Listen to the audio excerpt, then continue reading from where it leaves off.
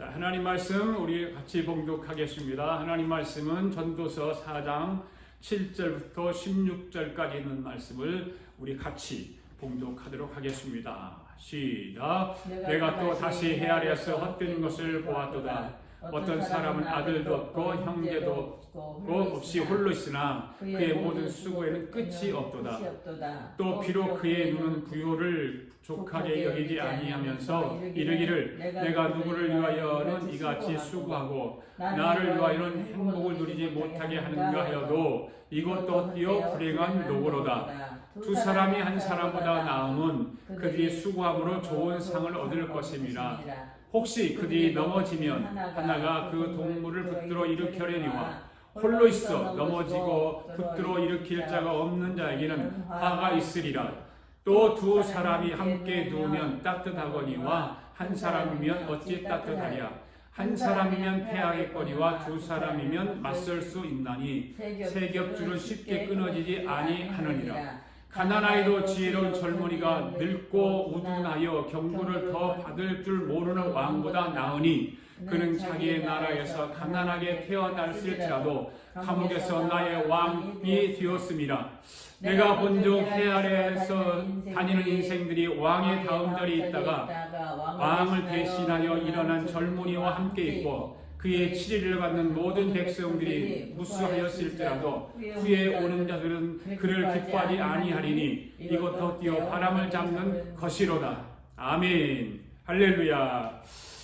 기도하겠습니다. 하나님 아버지 감사합니다.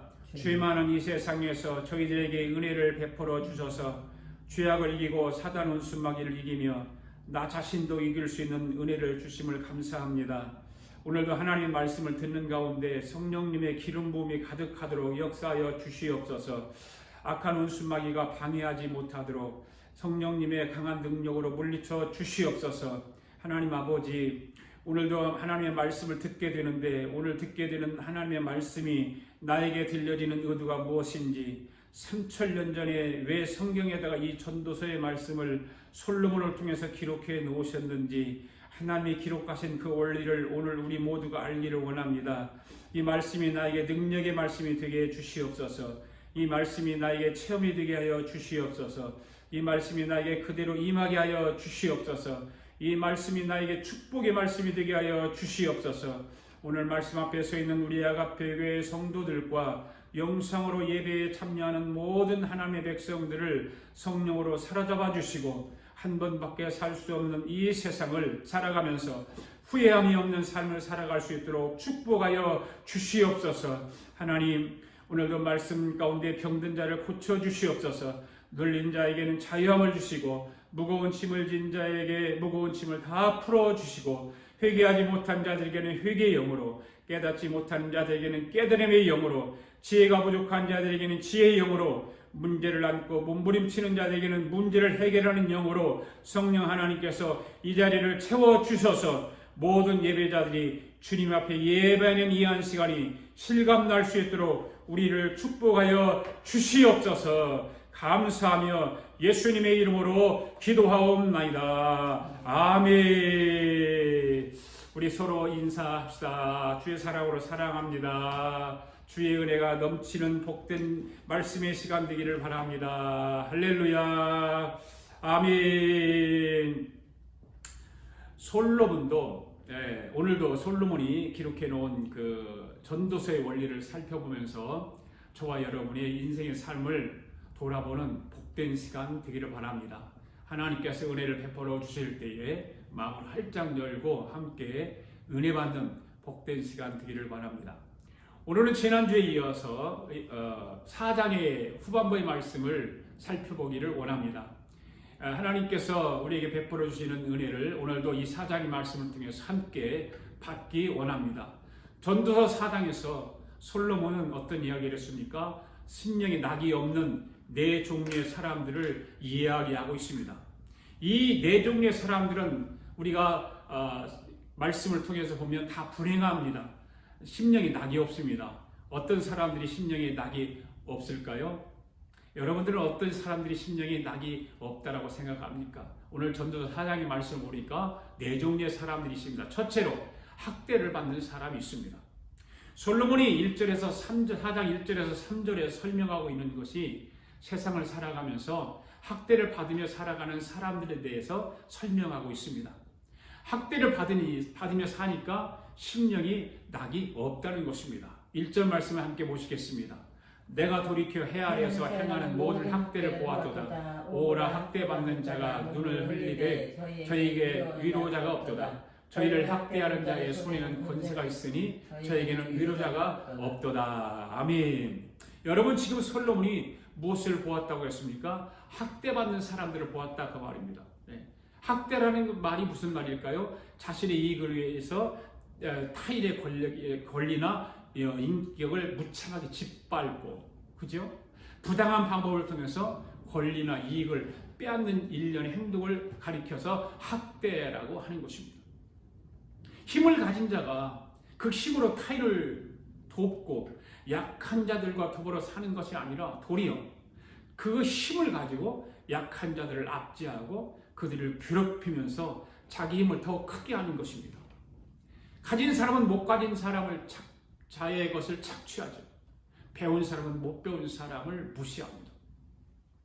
힘 있는 사람은 힘 없는 사람을 때로 억누르기도 합니다. 이처럼 어디나 학대가 있기 마련인 것입니다.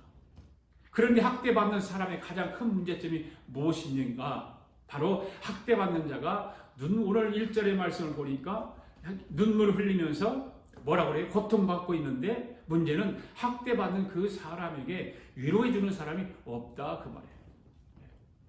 학대하는 사람의 손에는 권세가 있다고 그랬습니다. 학대받는 사람을 마음껏 학대합니다. 그래서 권세가 있으니까, 권력이 있으니까, 힘이 있으니까, 가진 것이 있으니까. 그러나 학대받는 자에게는 아무것도 없습니다. 그러기 때문에 학대받는 걸로 인해서 두 눈에서 눈물만 흘린다고 말입니다. 그런데 문제는 그 눈물을 닦아줄 위로자가 없는 것이 문제인 것입니다. 그러나 얼마나 학대받는 사람은 비참합니까?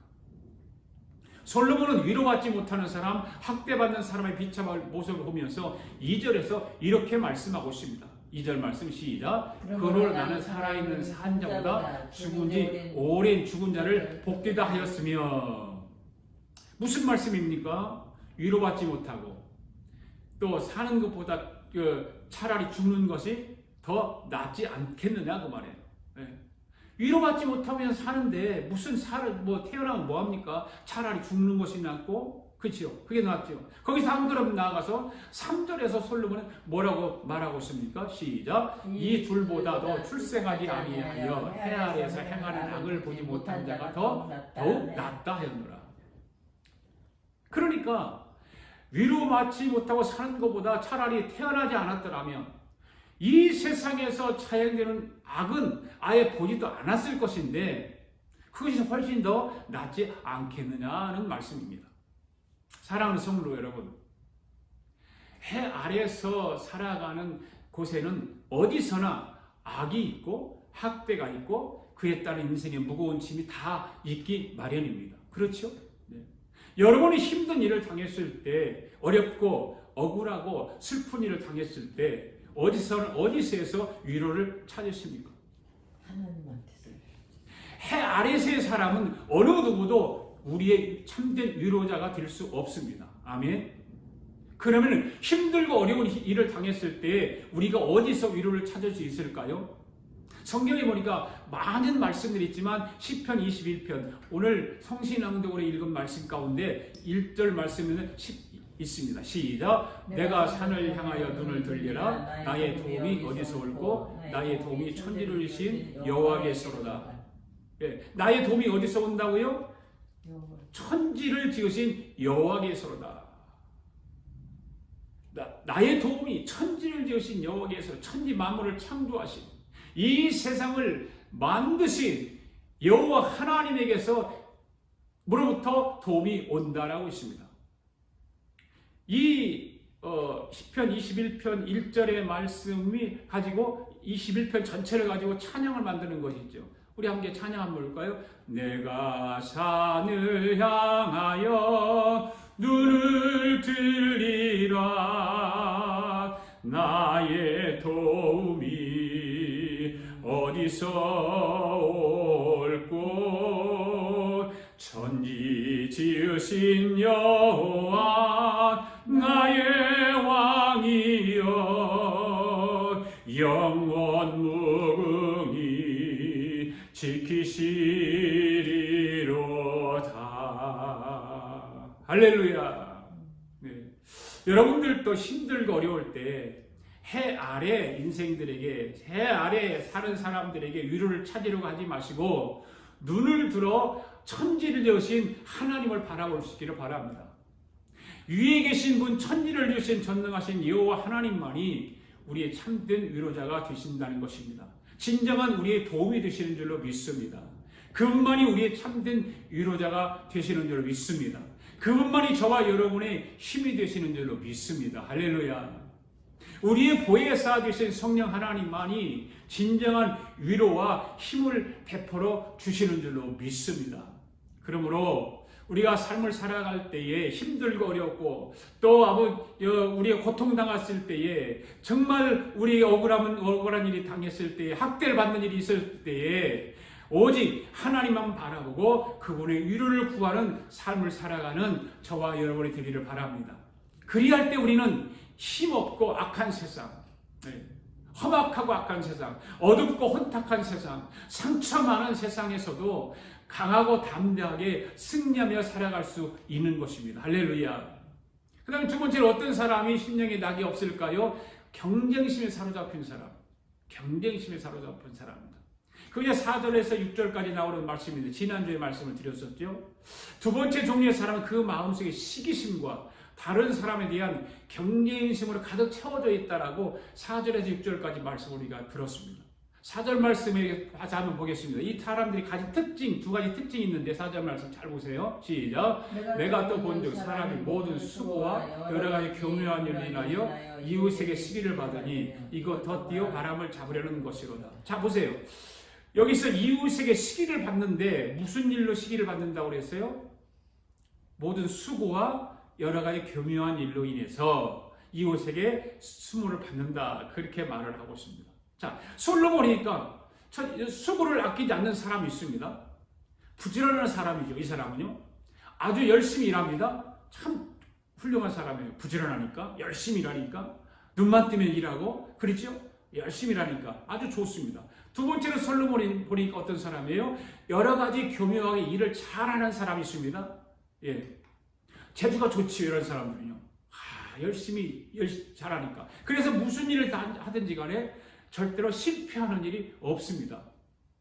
무슨 아이디어를 가지고 아이디어를 제공해서 항상 뭘 만들든지 무슨 일을 하든지 하면 항상 성공합니다. 참 좋지요. 여기까지는 참 좋습니다. 그런데 문제는 이 사람이 열심히 수고해서 성공한 동기가 무엇이냐는 거죠. 오늘 4절 말씀에 보니까 뭐라고 그러죠? 이웃에게 시기를 받는다는 그 일로 인해서. 우리가 읽은 성경은 조금 번역이 좀 잘못되어 있습니다. 내가 열심히 일해서 성공한 결과로 이웃 사람들의 시기를 받는 것으로 번역되었는데 그것은 좀 문맥상 적합하지 못한 번역이 있는 것입니다.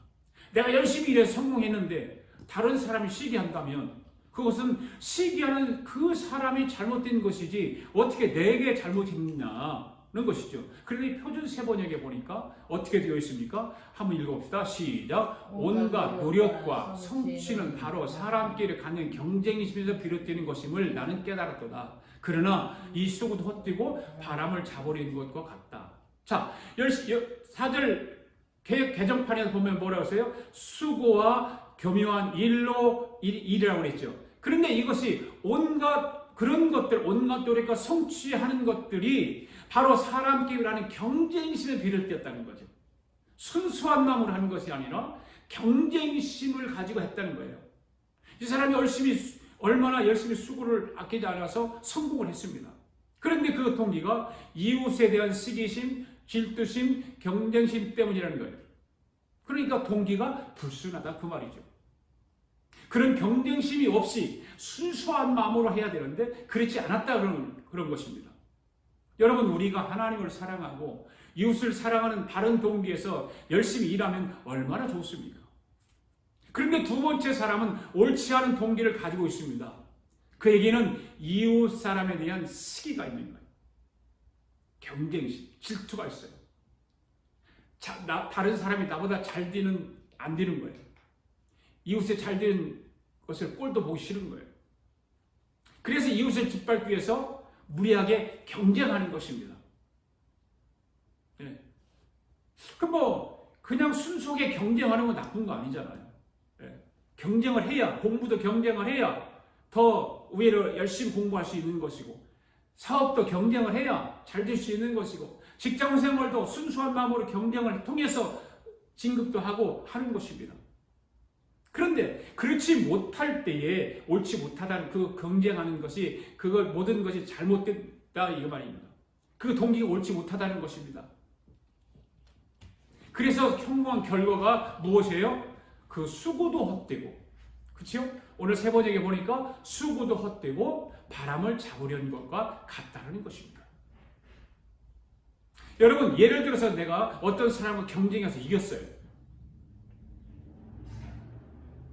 그러면 그것으로 끝이 날까요? 나보다도 더 나은 사람이 또 생기기 마련 아닐까요? 그렇잖아요.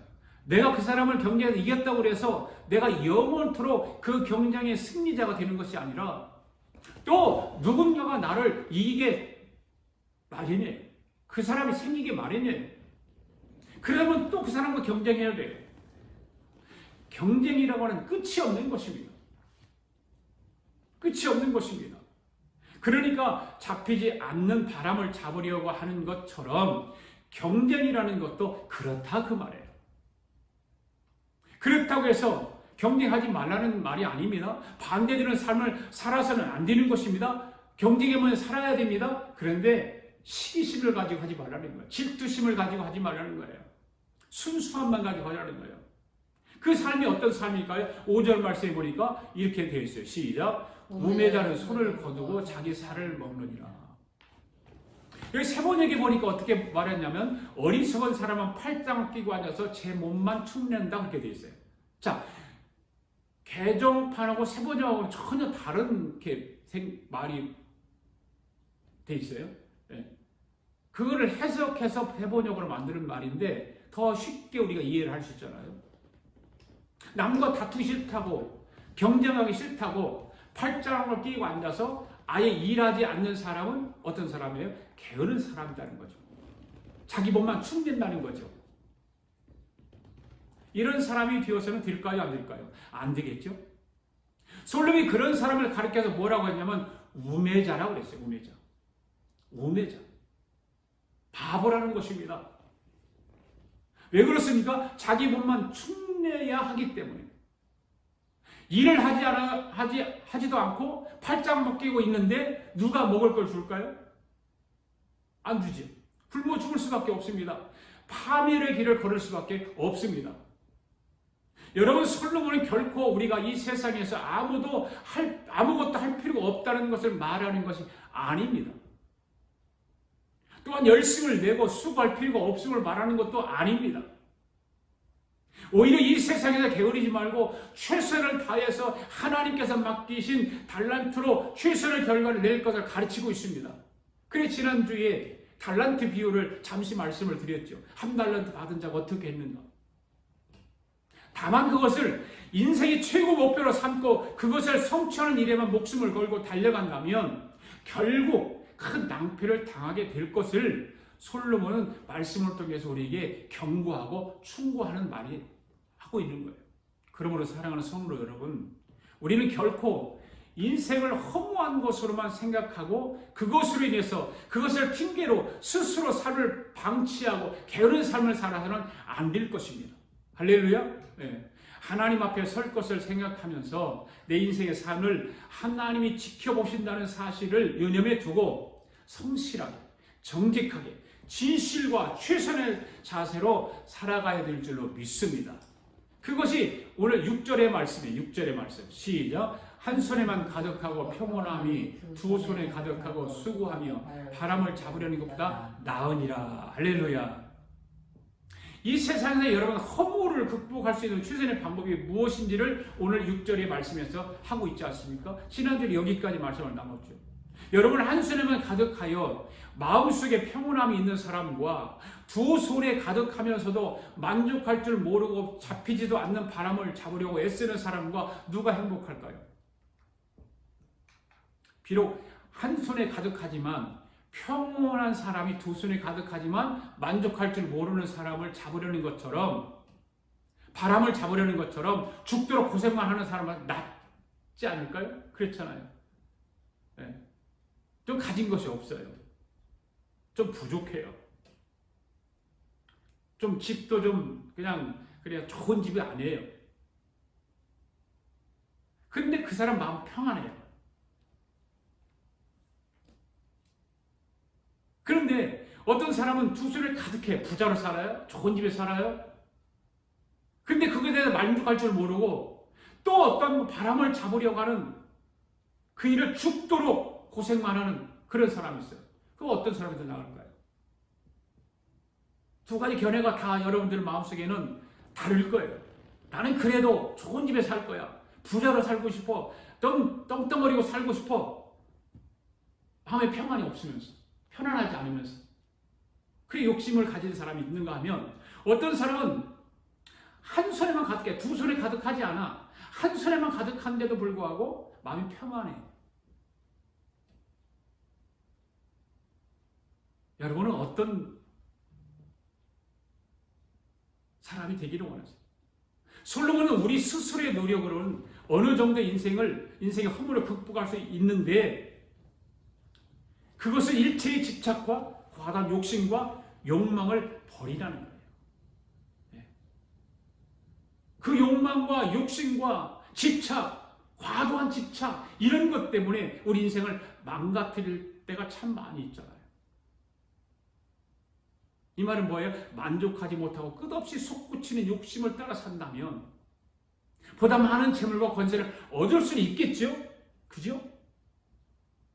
억압하고 압제하고 해서 얻을 수 있죠. 그렇다고 해서 그것이 다 자신의 소유가 될까요? 안 되죠.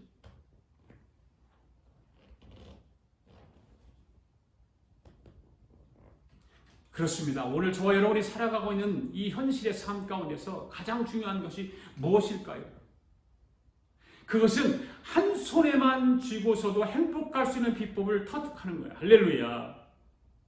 작은 것을 가지고 있지만 평안하게 살아가는 그것을 비결을 배우려는 거예요. 우리는 성경에서 이러한 삶의 비결을 터득한 한 인물을 만나는데 그게 누구라고 그랬어요? 사도 바울이라고 그랬잖아요.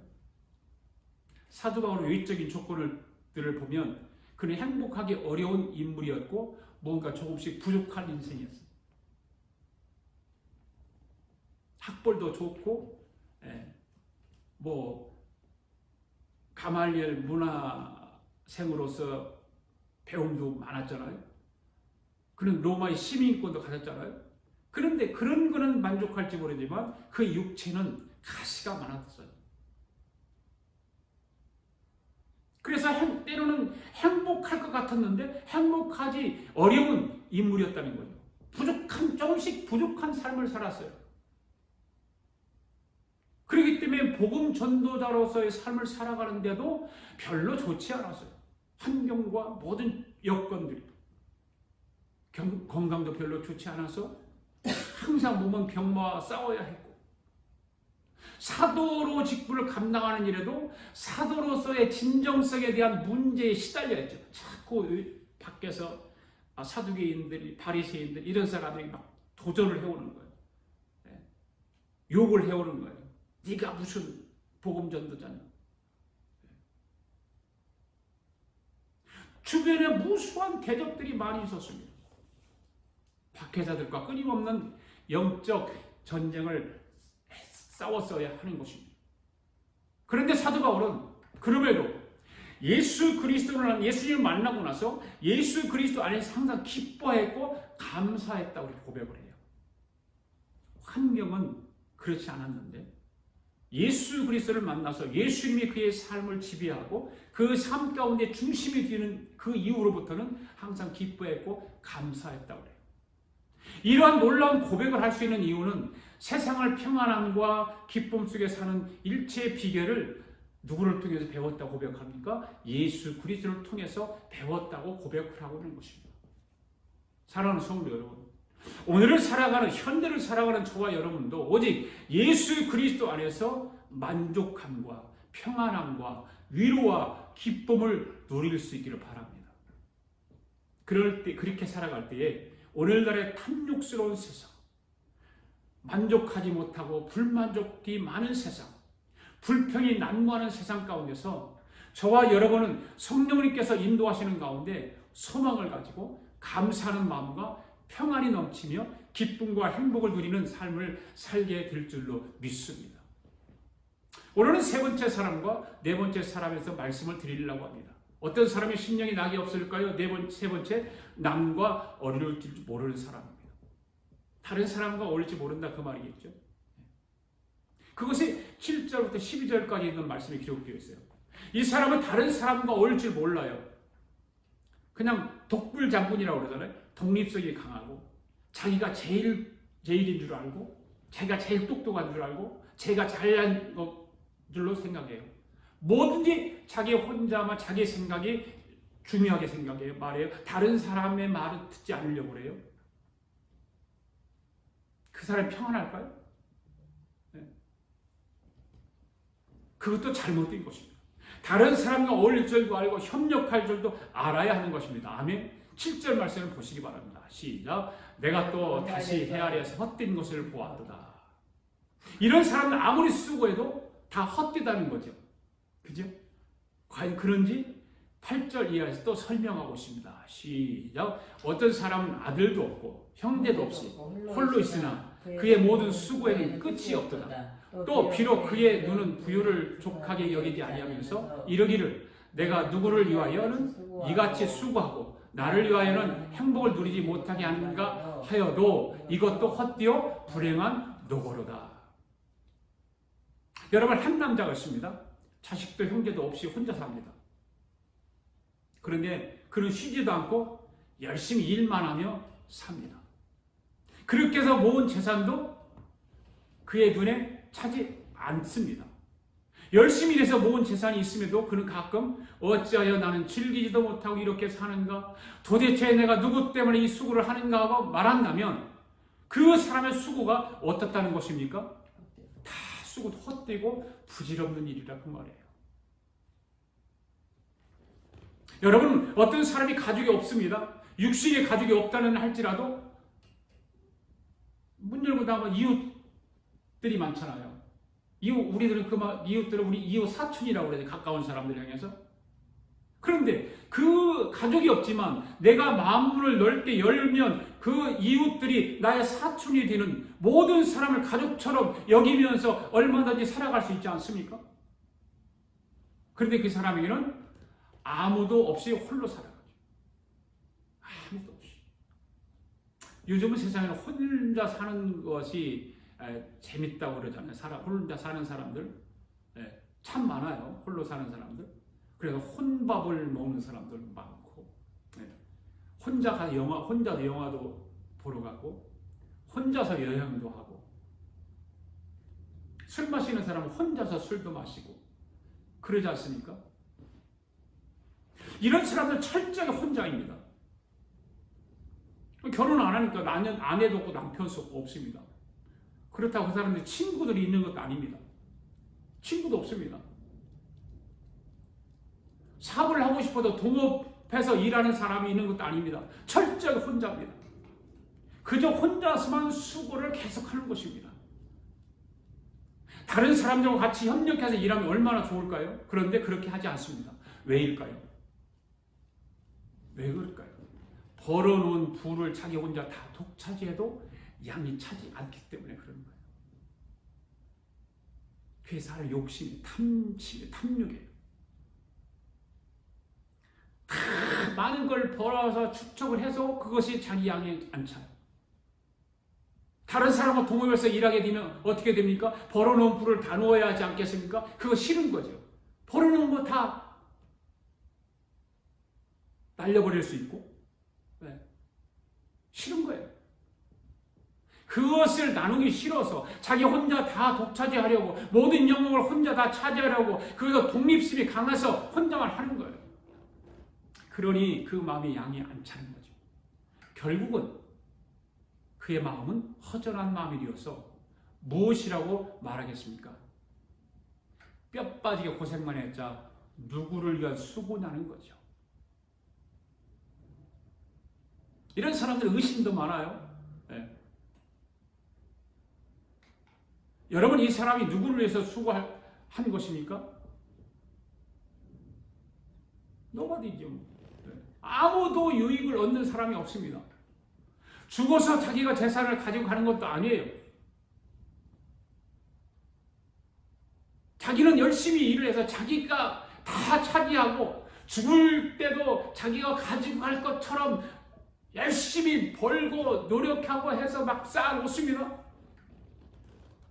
근데 죽은 사람은 보면 자기 재산 가지고 하나도 없잖아요. 혼자니까. 그렇다고 재산을 다 쌓아서 누구에게 물려줄 형제도 없습니다. 자식도 없습니다. 자기가 죽은 후에 자기의 재산을 관리해줄 친구라든지 동업자가 있는 것도 아닙니다. 아무도 없습니다. 그의 수고를 통해서 유익을 받는 사람이 아무도 없습니다. 그 결과 8절 부분에 나와 있습니다. 뭐라고 했어요? 마지막 빨간 글씨가 이것도 헛되어 불행한 노다는 거예요.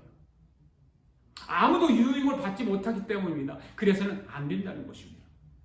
그러면 솔로몬은 9절 이하에서 협력의 중요성을 우리에게 말씀해 주고 있습니다. 9절 시작. 두 사람이 한 사람보다 나음은 그들이 수고함으로 좋은 상을 얻을 것임이니라. 한 사람이 독자적으로 일하는 것보다 두 사람이 같이 일하면 더 좋은 경우가 온다 그 말이에요. 할렐루야. 협력할 때 얻게 되는 좋은 결과가 무엇이냐면 그것을 구체적으로 설명하기 위해서 솔로몬은 한 가지 예를 들고 있는데 광야의 길을 여행한다고 생각해 보세요.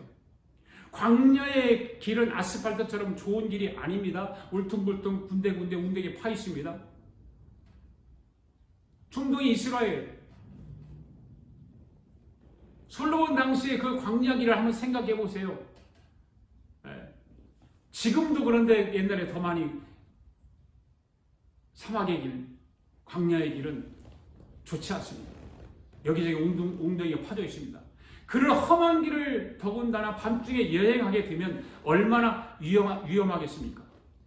그렇잖아요? 그 10절에서 뭐라고 말하고 있습니까? 시작. 혹시 저희가 넘어지면 하나가 그 동물을 붙들어 일으켜내니와 홀로 있어 넘어지고 붙들어 일으킬 자가 없는 자에게 화가 있으리라. 아멘. 자, 두 사람이 한 사람보다 나은 그들이 수고함으로 좋은 상을 얻는다는 거 그러지 않습니까? 어저께 우리 큰아들이 자전거를 좋아해요. 자전거를 좋아하는데 그 자전거를 타다가 동호회에서 한국 사람 친구를 하나 만났어요. 그래서 어저께 둘이서 자전거를 타고 아마 엄청나게 많이 탔나 봐요. 네. 산악 자전거를 타니까. 그런데 자전거를 타고 내려오다가 그 아들하고 같이 그분은 한국에 여기 그 회사에 상용 비자 그런 걸로 가져와서 혼자 와 있는 사람인데 그만 그 사람이 자전거 타다 넘어져 가지고 갈빗대가 나가고 다른 다리 부분도 많이 다쳤다고 해요. 만약에 그 사람이 혼자서 만약에 그렇게 했다면 그래서 이제 다쳐갖고 우리 아들이 119 불러서 병원차 실려서 스탠포드 대학까지 같이 가서 실어다가 같이 해주고 다 수속 밟아주고 그러고 왔다는 거죠. 그럼 혼자 그랬다면 얼마나 힘들었겠어요. 얼마나 그 일을 처리하는 것이 어려웠겠어요. 때로는 목숨을 잃을 수도 있었지 않겠어요. 혼자 그랬다면.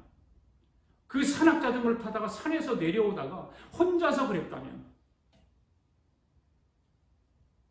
그를 넘어지고 붙들어 일으킬 자가 없다는 거죠. 그 사람은 분명히 화가 임하지 않겠습니까? 솔로몬이 구절에서 연합으로 인해 얻을 좋은 상과 대비해서 큰 화가 되는 분열과 이기심에 대해서 말씀하고 있는 거예요. 10절에서. 그리고 그 본문을 통해서 성도가 사랑하는 사람들이 왜 연합하는 일에 온 힘을 기울여야 할 것인지 이유에 대해서 역설하고 있는 거예요. 10절 말씀에서.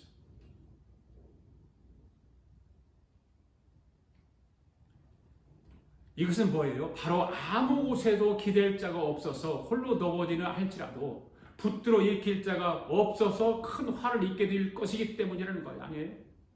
사실 사람들은 누구나 허점이 있고 부족함이 많습니다. 그렇죠? 다 완벽한 사람이 없어요. 다 부족해요. 말하는 것도 뭐 부족하고. 네. 그렇죠? 만약 하나님처럼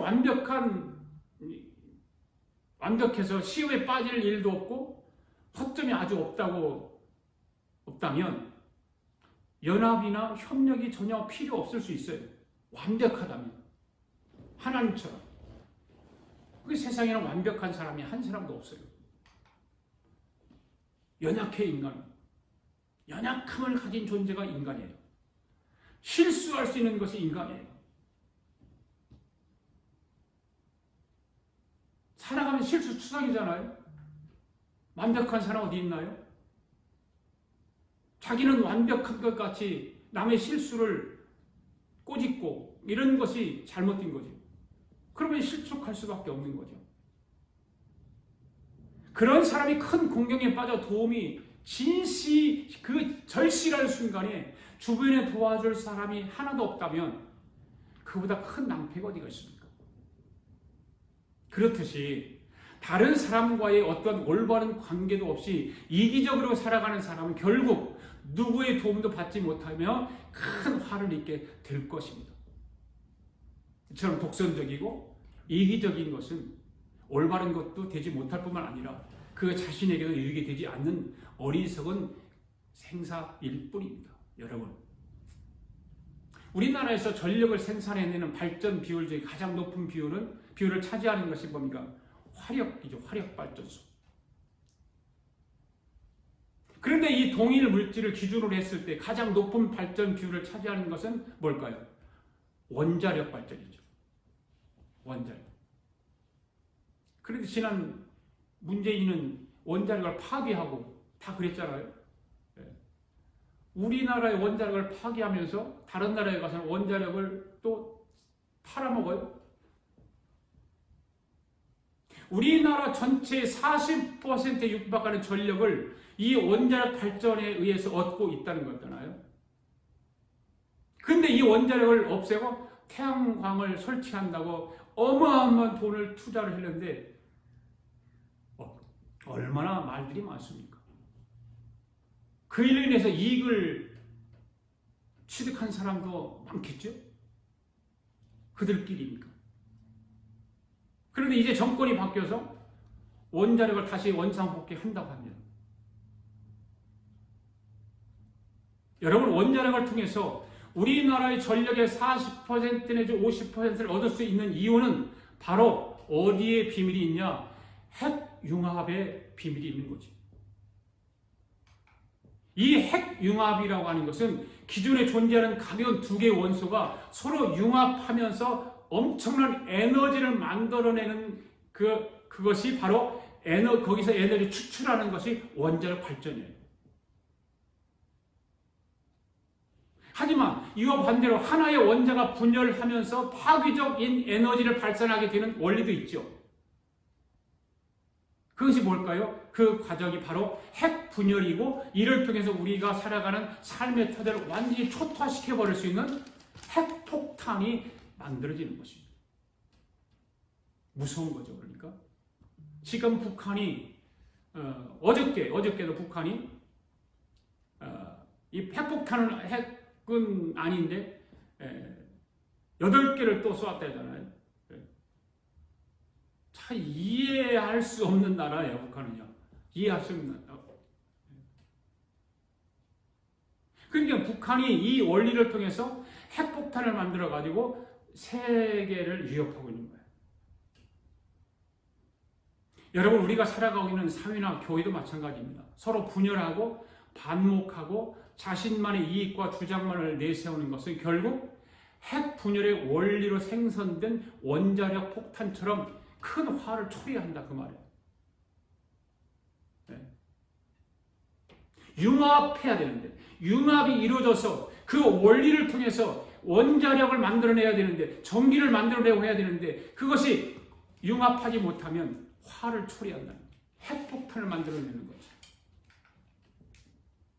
이것은 다른 사람에게 해가 되기 전에 나 자신에게 해가 되는 어리석은 것입니다. 그러나 서로 하나 되고 서로가 서로를 보듬어주고 서로 의지하는 모습은 오히려 핵융합의 원리처럼 발전적인 에너지를 만들어내고 혼자는 이룰 수 없는 일을 이루게 하는 큰 힘이 된다는 사실을 기억하시기 바랍니다. 그러므로 오늘 저와 여러분은 이를 기억하고 서로 협력하고 동역하고 하나 되기에 힘쓰는 저와 여러분 되기를 바랍니다. 그리할 때 하나님은 저와 여러분에게 또 저와 여러분은 함께하는 모든 이들과 더불어 홀로 감당할 수 없는 여러분의 삶 가운데 닥치는 어려움과 시련까지도 능히 이기게 할 것입니다. 할렐루야. 네. 하나님은 우리에게 능력의 하나님이세요. 아멘. 네. 능력의 하나님. 차로 능하고 큰 사람, 유익한 사람으로 당당하게 서는 저와 여러분 되기를 바랍니다. 하나님의 능력을 통해서 하나님이 주시는 그 권능을 통해서 성령의 능력을 통해서 할렐루야. 11절 말씀 한번 보겠습니다. 시작. 두 사람이 함께 누우면 따뜻하거니와 한 사람이면 어찌 따뜻하리라. 혼자이면 아무리 두꺼운 옷을 입어도 그 추위를 혼자서 당해야 하죠. 그러나 두 사람이서 등을 대고 또는 끌어안고 잔다면 체온이 서로 통하기 때문에 그만큼 더 따뜻한 것입니다. 광야에는 강도의 위협이 많다고 그러잖아요. 그렇죠? 네.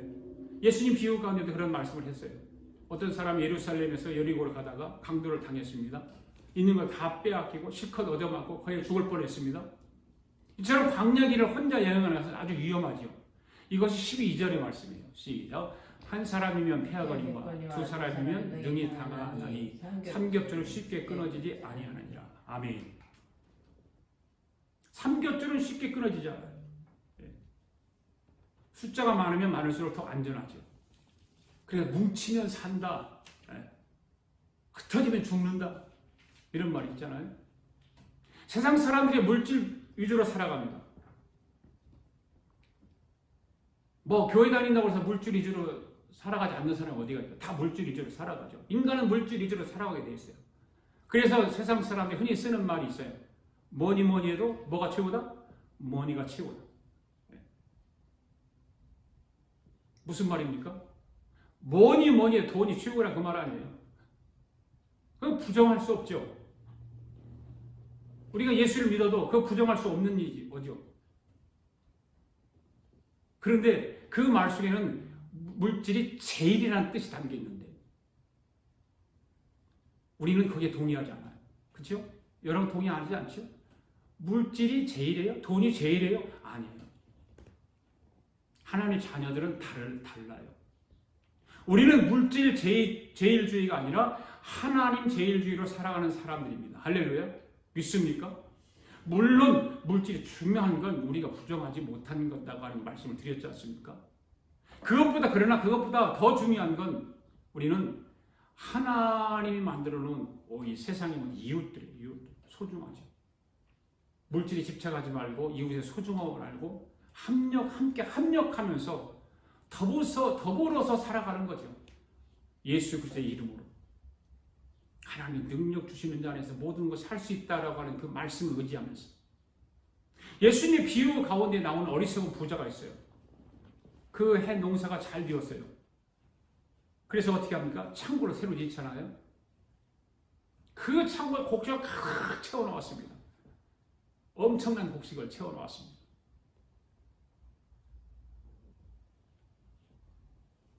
그런데 그 사람 주변에는 가난한 사람이 있었을까요? 없었을까요? 있었겠지요. 많이 있었을 것입니다. 그런데 그 창고를 새로 지을 만큼 곡식을 가득 거두었는데도 불구하고 가난한 사람이 나눠주지 않아요. 나눠줬으면 얼마나 좋겠어요. 잔뜩 쌓아놓기만 하는 거죠. 그렇게 하면 뭐가 좋겠어요? 무슨 소용이 있겠어요? 성경이 뭐라고 그래요? 그날 밤에 하나님이 그 영혼을 불러간다. 불러간다. 우리는 이런 하나님의 말씀에 깊이 귀를 기울여야 돼요. 아무리 많이 쌓아두어도 그것으로 만족하고 그것으로 행복해하고 그것으로 기뻐한다 해도 하나님이 그날 밤에 데려간다. 무슨 소용이 있겠냐 그 말이에요. 그래서 우리는 물질의 목적을 두지 말아야 되는 거죠. 물질의 목적을 두었을 때 돈을 많이 벌어서 쓰지 않고 채워놓기만 하면 인생 목적이 달성하잖아요. 그렇죠? 사람들마다 목적을 다 정해놓고 얼마 모아라. 목적 달성했어요. 그럼 하나님 뭐라 그럴까요? 이제 됐냐? 너 이리 와. 데려가는 거죠. 너 목적 달성했잖아. 이제 너 이리 와. 하나님 불러가시는 거죠. 목적을 달성했으니까 다 산 거냐요. 다 산 거잖아요. 우리가 안심하고 이 땅에서 오래 살 수 있는 비결이 있습니다. 그건 무엇일까요? 물론 형편이 되시는 대로 건강하게 살아야잖아요. 그래서 영양제도 먹고 인삼도 드시고 녹용도 먹고 보약도 먹고 다 건강하게 살아가야 되니까. 그러나 그것보다 확실한 비결이 있습니다. 하나님께 주시는 물질을 하나님의 뜻대로 선하게 이웃을 위해서 쓰는 거예요. 선용하는 거예요. 하나님이 주신 물질을 선용하는 거예요. 그 일은 끝이 없습니다. 해도 끝이 없습니다. 그런데 하나님의 뜻대로 선하게 사용하면 하나님께서 주실까요? 안 주실까요? 주시는 거예요. 계속해서 채워주시는 거예요. 주시는 대로 가볍게 쓰면 되는 거예요. 사명이 있는 사람은 죽지 않습니다. 하나님 데려가지 않습니다. 사명이 있는 사람은 오래 삽니다. 할렐루야. 여러분 오래 살고 싶으세요? 사명으로 살아가세요. 물질의 노예가 되지 마십시오. 물질을 따라가지 마십시오. 우리 아가페교회 성도들은 이웃을 소중히 여길 줄 아는 성도들 되기를 바랍니다. 그래서 모든 교우님들에게 하나님께서 복을 주셔서 건강하시고 오래오래 살 수 있기를 주님의 이름으로 축복합니다.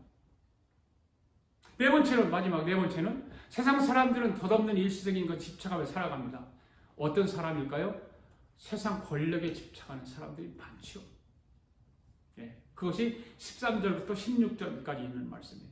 13절 말씀을 읽어볼까요? 시작. 가난하여도 지혜로운 소녀는 늙고 둔하여 간암을 받을 줄 모르는 왕보다 나으니라. 여기 솔로몬은 두 명의 전혀 다른 신분에 속한 사람을 소개하고 있지 않습니까? 어떤 신분을 가진 사람이에요? 천하를 호령하는 절대 권력의 소유자는 왕의 신분을 가진 사람이 있고, 그리고 한 사람은 가난하여 비천한 신분이 젊은이가 바로 그들입니다. 그런데 이 두 사람들은 서로가 결코 가질 수 없는 조건을 소유하고 있어요.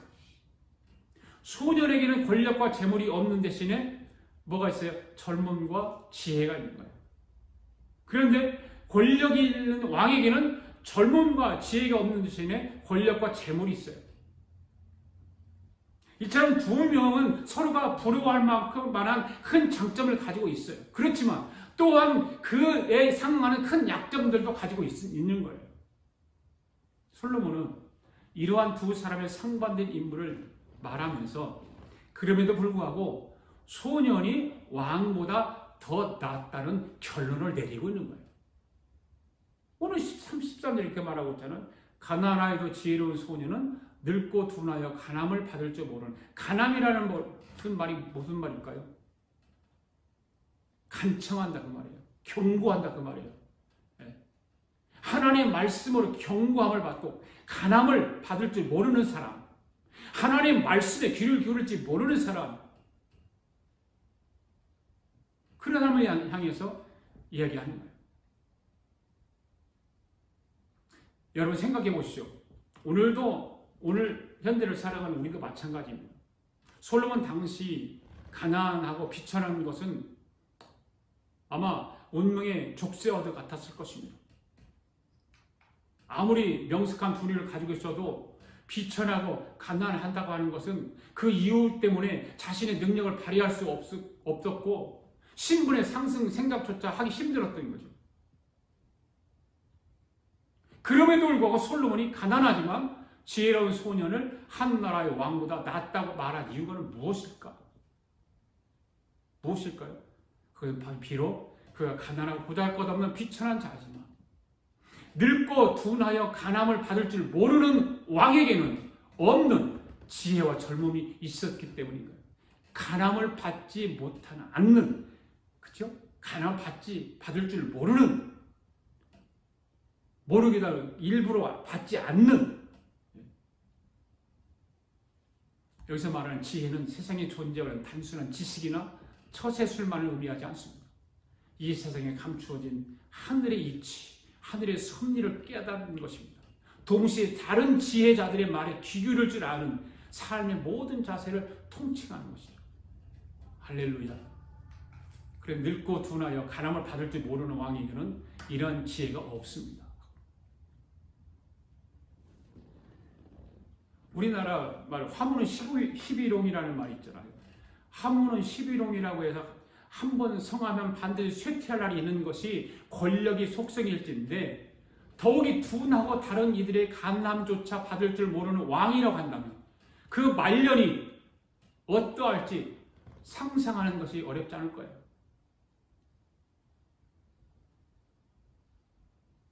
우리나라 지난 대통령 보세요. 뻔한 거예요. 상상이 5년 동안 나라를 통치를 한다고 했지만 지금 통치를 끝나고 나서 사람들로부터 어마어마한 욕을 먹고 있잖아요. 왜? 가난조차 받을 줄 모르는,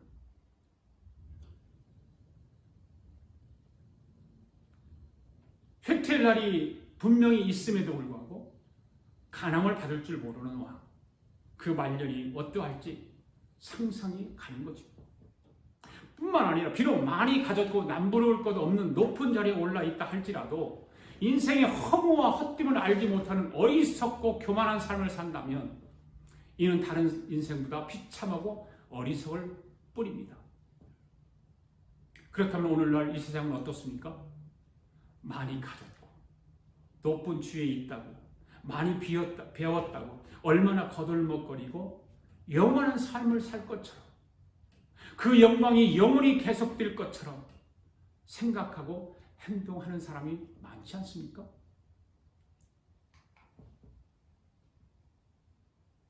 참된 지혜에 대한 관심은 없습니다. 자신의 어리석음을 드러내는 허탄한 교만과 자랑에만 빠져 살아가는 인생이 얼마나 많은지 알 수 없습니다. 또한 그것을 가지지 못한 사람들은 어떻습니까? 이를 얻고 누리기 위해서 몸부림치고 있죠. 그러나 여러분, 인생의 목적을 많이 가지는 것, 높이 오르는 것에 두어서는 그 사람들과 다를 것이 없겠죠. 왜냐하면 오늘 솔로몬이 우리에게 교훈하고 있는 것은 그 모든 것을 덧없고 언제 어떻게 될지 모르는 불완전한 이야기이기 때문인가.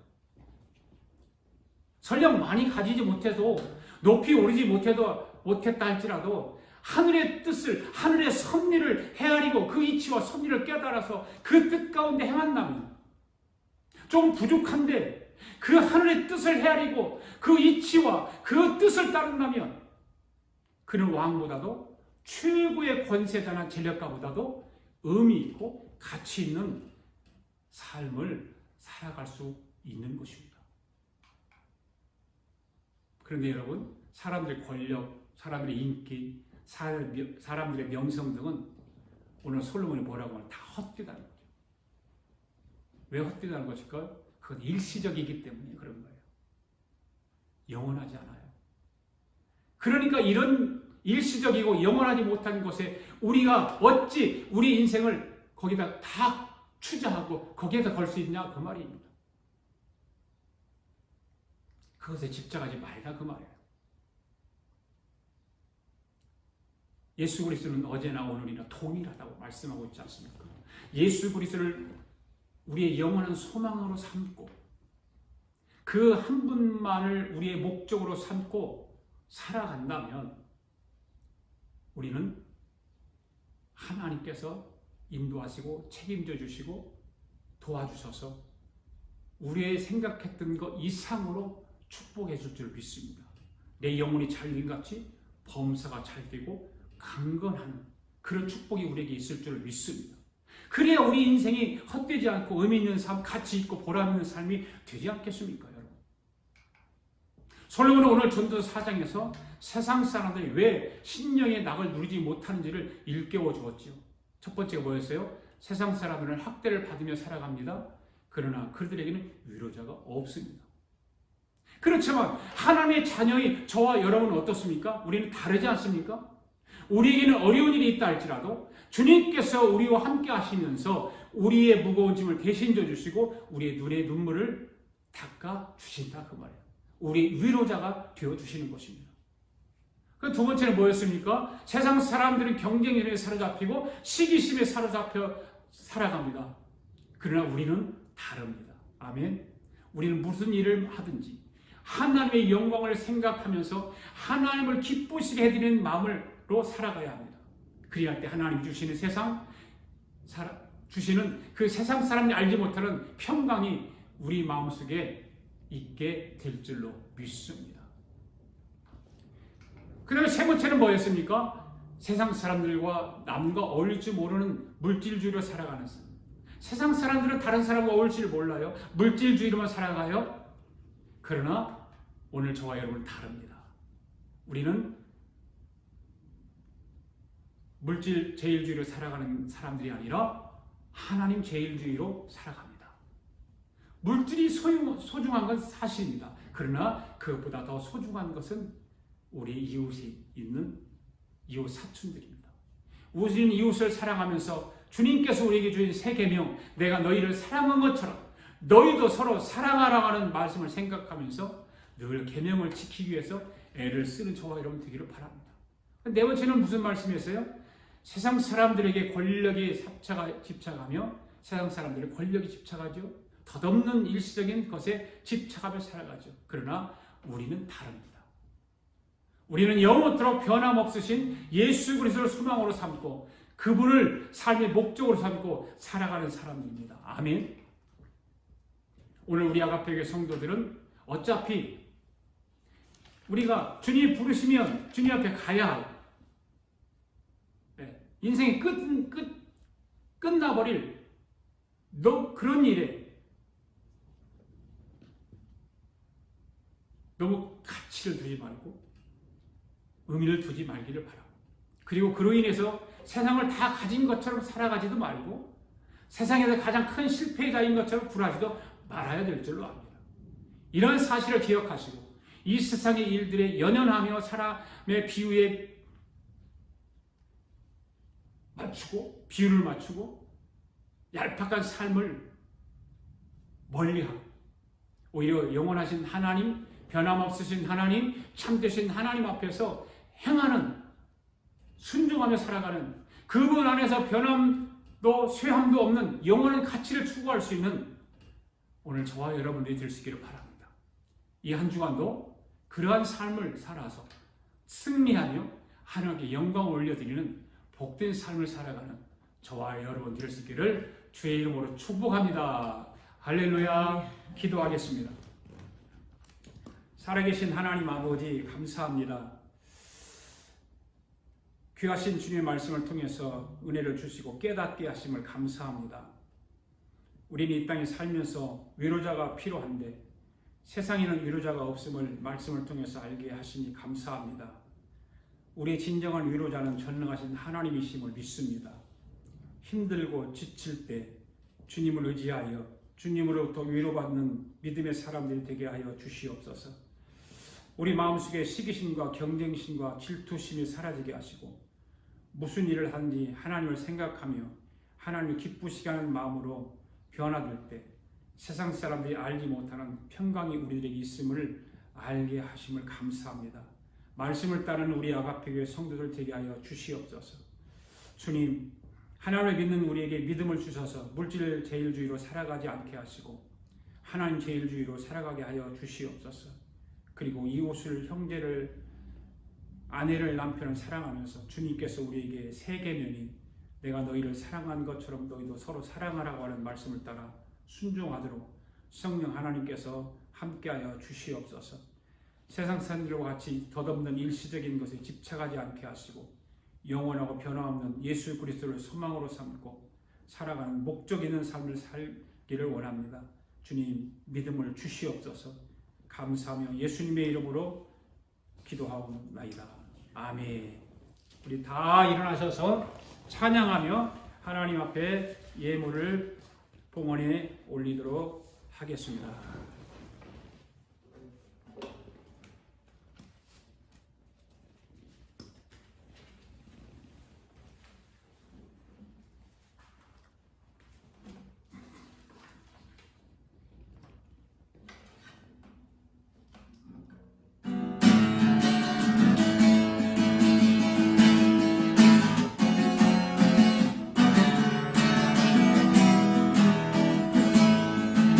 주님의 길을 가리라.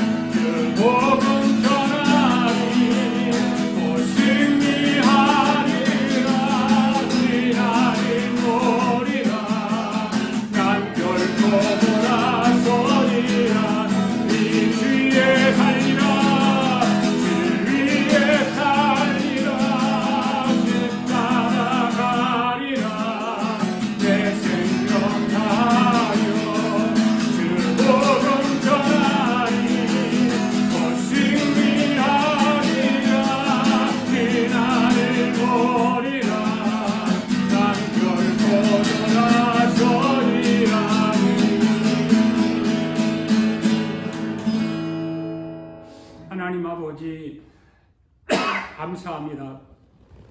오늘도 하나님께서 주신 말씀과 은혜에 감사하여 하나님 앞에 귀한 예물을 봉헌해 올립니다.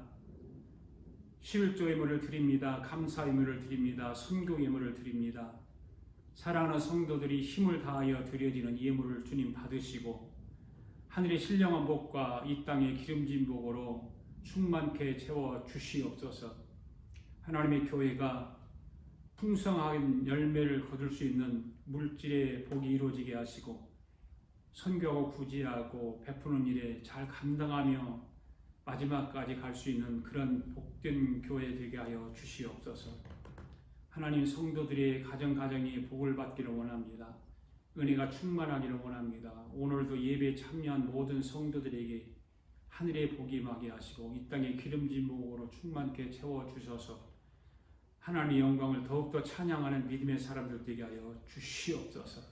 지금은 우리 주 예수 그리스도의 은혜와 하나님 아버지의 극진하신 사랑과 성령님의 감동감화 충만하신 역사가 오늘도 하나님 말씀을 듣고 이 세상에 하나님 제일주의로 살아가기로 다짐하고 돌아가는 사랑하는 성도들 머리머리의회와 성도들의 가정과 직장과 경영하는 기업의회와 우리가 살고 있는 이비합중국과 하나밖에 없는 우리 조국의회와 주의 이름으로 모이는 교회의회 지금으로부터 영원토록 함께 하시기를 예수님의 이름으로 축원하옵나이다. 아멘.